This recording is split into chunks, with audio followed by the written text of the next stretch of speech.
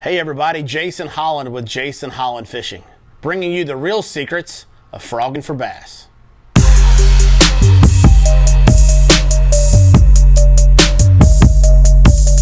So today we're talking about the hollow-bodied frog, and they are a great tool for a lot of different scenarios.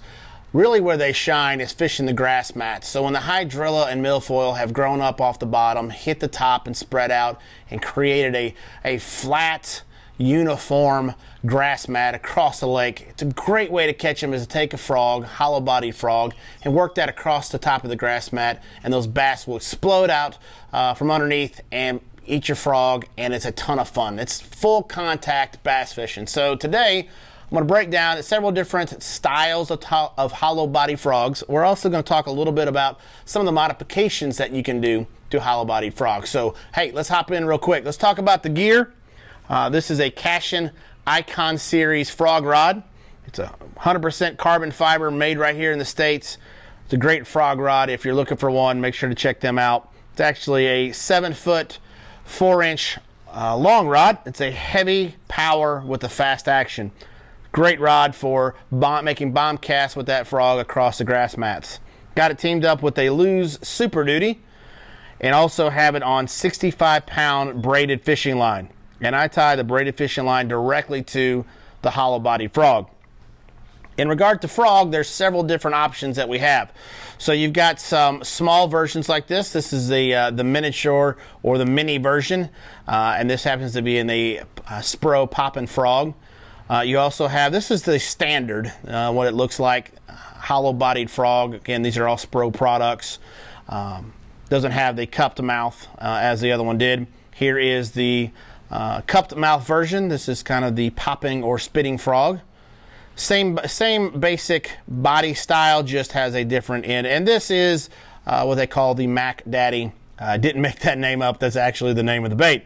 And it is a much larger profile bait. But all of them, though they're different styles, different colors, and they do some different things, they all have the same purpose, and that is a top water area that you need a super weedless presentation.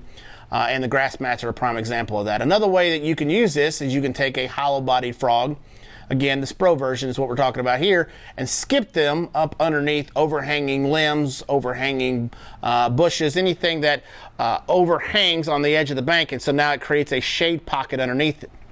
Take a hollow-bodied frog, skip it across the top of the water much like a stone, and then you can work it out in a walk-the-dog fashion, or if you're using this version, you can work it much like a pop-ar if you're familiar with that topwater bait. So very versatile, super soft, and as you can see, once they bite, it actually compresses the frog, and you can see the hook points pop up there, and that's what really grabs those bass. And these are depending on a 3/0 up to a 5/0 size. So great tool for fishing the grass mats.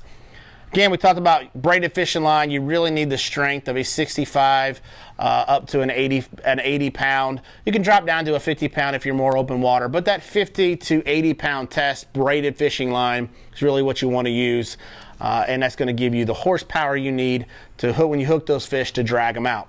All right, so again, we're using braided line, and the best knot for braided line is the Palomar knot. So we'll show you how you do that.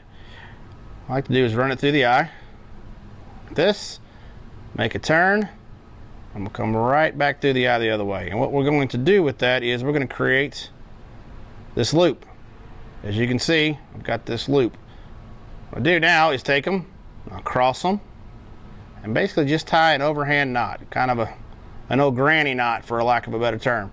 And what I've done now is I've opened up, when I've made that cross, I've opened up a loop, and I'm going to pull the bait right through that loop. And now what I'll do is take my tag in, pull it a little bit, the main line and the tag in. All I'm doing now is just slowly pulling that through. Pull my tag in a little bit, make sure it's tight, and there you go. And what I like to do is split them like this and then just give them one last pull, and of course from there take my scissors and trim off the tag in. Now when you're fishing this, again, you got to remember we're in a bunch of slop, we're in a bunch of matted up grass. It's okay to leave a little bit longer tag in. You don't have to go really tight and really short on your tag in. It's not really going to matter. So it's a great way to not have to worry about your knot slipping. So check it out. Palomar knot. Great way to tie them on. Couple modifications that you can make to it. So if a situation where you're fishing the grass mat and you need that, again, if you can see, these are weighted. Actually, this shows up pretty good. You can see the weight right there built directly into the lure. And so that lure is going to sit with its backside kind of down, much like a frog does. So this is, imagine this is the water, that's how he's going to sit at that type of an angle. Well, if you're in a grass mat and it's super thick and you need to make more of a trail, you need more of that mat to be dispersed as the frog comes through to get the attention of bass, one great trick, put in BBs. These are just your basic standard BBs from Daisy. And what you do is you take the frog, flip it upside down, pinch it a little bit, and it's going to create a little pocket right here where the hooks are coming out of the soft plastic body. You'll take a BB.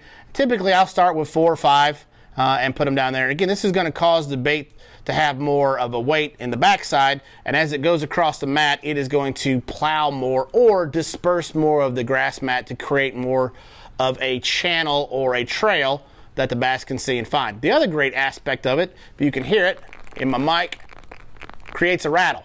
And so now we're triggering, obviously, through their sight. They can see it better, and also it has another attractant of the rattling BBs. So great option, or a great tip you can add to your frog. Another thing that you can do if you're fishing more of an open water scenario, as we talked about, skipping it up underneath overhanging limbs or more open water, you can put a trailer hook.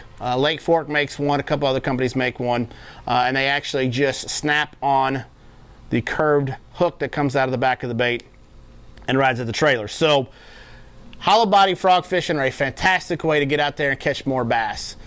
So please get out there, check them out. Go out to Nickajack, go out to Chickamauga, and look at the grass mats and throw a frog on it. So hopefully you enjoyed these tips on fishing a hollow body frog for bass. Come check us out at Jason Holland Fishing on YouTube, Instagram, Facebook. We'd love to connect with you. And we'll see you next time here on The Real Secrets.